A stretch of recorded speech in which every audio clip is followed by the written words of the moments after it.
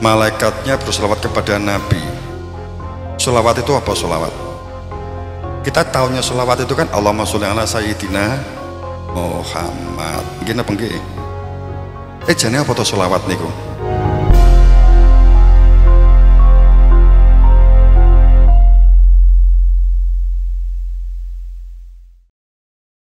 Apakah saat kita berbicara mandiri dan kedaulatan, daya dukung di dalam Al-Quran itu tidak ada?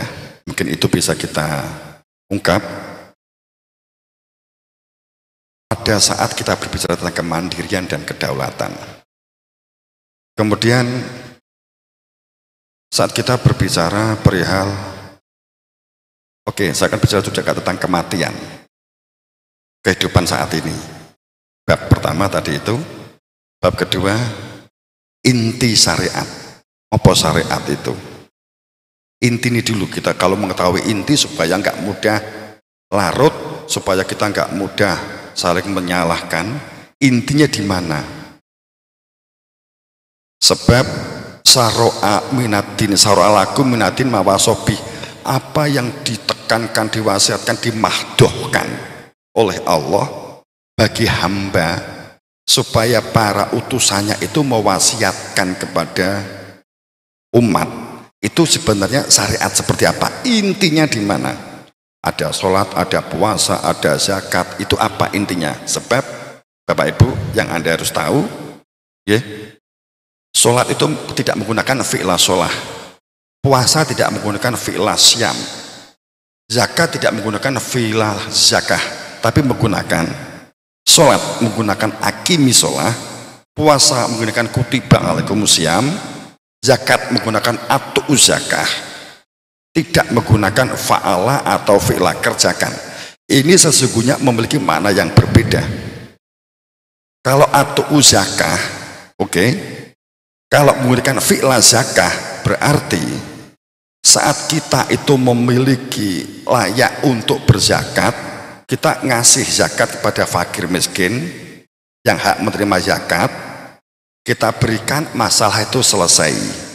Bahkan diolok-olok nggak masalah karena kita sudah berzakat. Tapi kalimatnya menggunakan atu zakah, ini akan berbeda. Akim sholat juga sama, cuman kalau ini detail nanti waktunya kelamaan. Tapi intinya syariat di mana? Kemudian kalimat kutiba alaikumusiyam itu juga maknanya bukan fi'la syam, beda. Penekanannya di mana? Kemudian saat kita berbicara tentang ini yang inti syariat, kemudian kita juga akan berbicara yang akhir, season akhir, yakni tentang mati. Karena kita di dunia kan pasti mati, Bapak Ibu. Wonten sing teng mriki mboten badhe mati? Wonten? Lah yang mboten toh.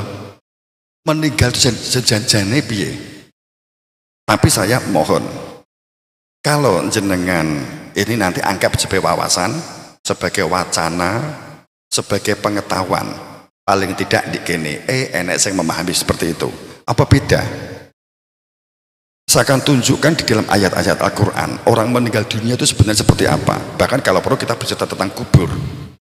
Kubur itu kita memaknai kuburan, seharusnya kita akan membedakan antara kuburan kesepakatan hasil masyarakat. Iki masyarakat ini desa mana? Bengkurat ya. Bengkurat menyepakati kalau ada warganya yang meninggal itu kuburannya ini, kan begitu kan hasil kesepakatan kita, ya kan? Ya kan? Kemudian apakah kira-kira kesepakatan yang kita buat bahwa kuburannya nanti di sini itu juga semakna yang dimaui oleh Al-Quran yang dimaksud dengan kubur di dalam Al-Quran? Apakah itu yang dimaksud dengan kubur? Sehingga pertanyaan kubur itu sebenarnya seperti apa?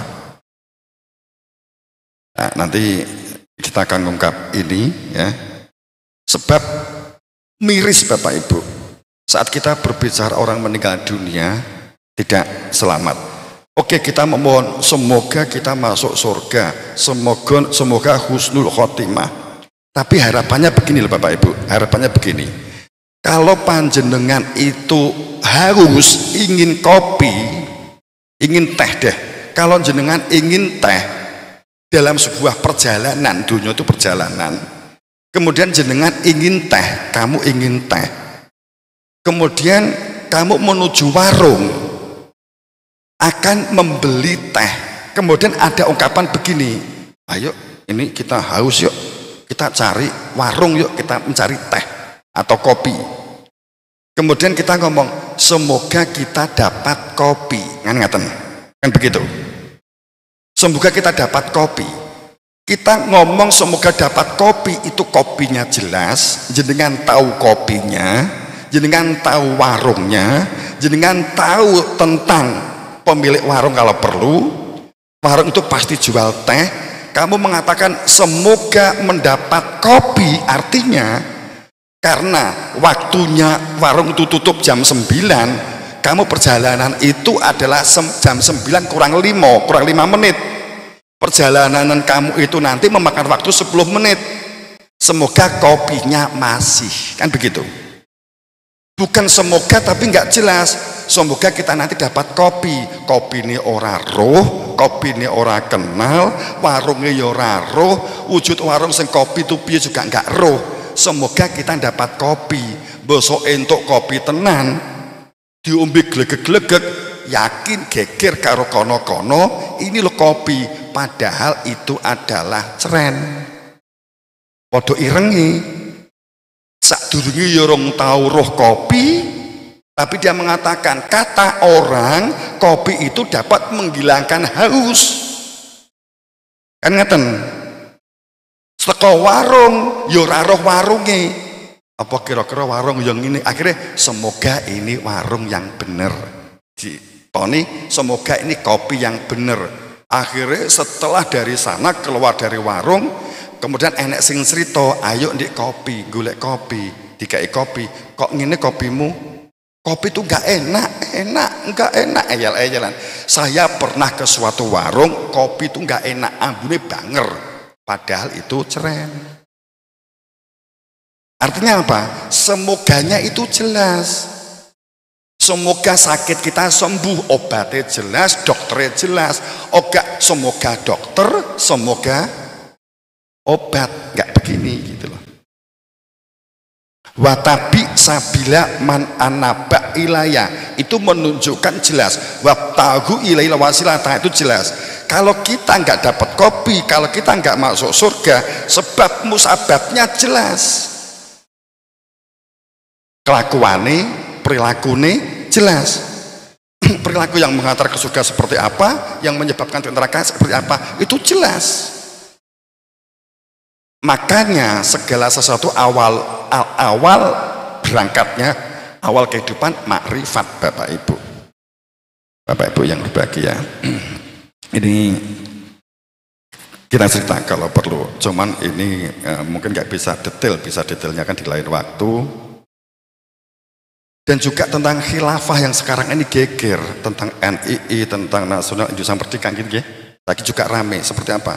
Saya malam Jumat kemarin itu diminta dari pihak BIN BAIS, Badan Intelijen Strategis Nasional, dari kepimpinannya ngajinya untuk mengangkat tentang kekhilafahan. Dengan biasa buka di YouTube, buka saja. Itu permintaan dari pusat untuk menguraikan tentang khilafah. Jadi khilafah, semua meyakini bahwa khalifah atau khilafah itu bagian dari keyakinan umat Islam adanya khalifah. Akan tapi maknanya sayang bergeser menjadi politik. Sebenarnya enggak begitu. Khalifah itu maknanya wakil muwakal. Khalifah mukhtalif, mukhalifatun itu maknanya antara wakil dan muwakal. Nah, ini sebenarnya kan itu. Jadi ketika buka YouTube, jadi apakah setiap orang itu khalifah?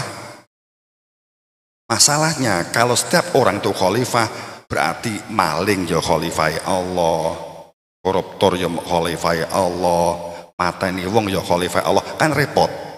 Gini pembuatan. Pergo semua manusia di dunia ini khalifahnya Allah, gitu. Terus berarti wong maling ya khalifah, nyolong ya khalifah, gitu. minum peminum ya khalifah, penzina ya khalifah, kan begitu. Masa seperti itu? Demi Allah, saat meninggal dunia nggak kembali kepada Tuhan, itu miris hebat. Ini saya ungkap ini jenengan supaya ada suatu pemikiran. Kenapa saat ini kok benturan, ada apa sih?